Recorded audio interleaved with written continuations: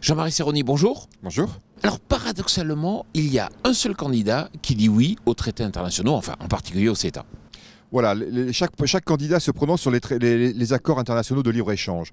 Donc, notamment le traité, donc le CETA, est refusé par tous les candidats, sauf Emmanuel Macron, qui revendique la fidélité à la parole donnée, à la signature du contrat, la négociation est conclue.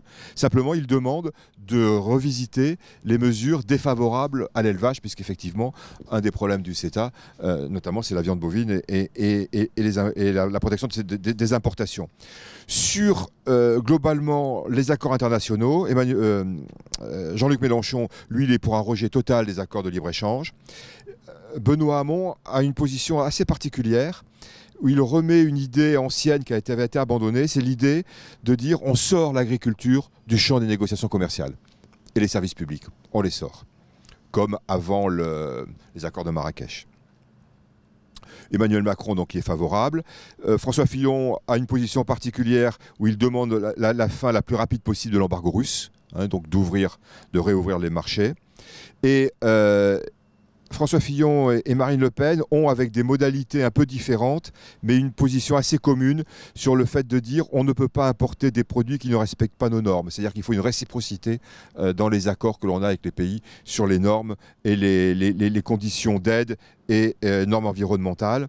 Et enfin, Marine Le Pen souhaite, sur les pays tiers, promouvoir l'exportation en soutenant, je cite, les labels de qualité.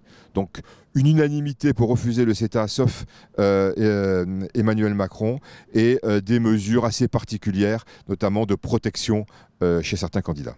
Durable, ces positions ?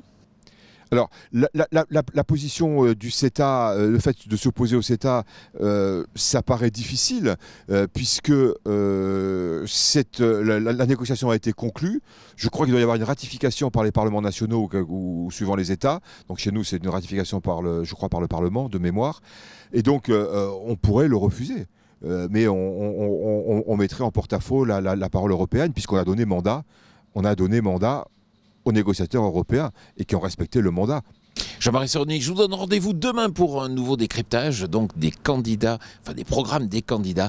Et je le rappelle, si les hommes politiques étaient beaucoup plus sérieux, ils s'intéresseraient beaucoup plus à l'agriculture.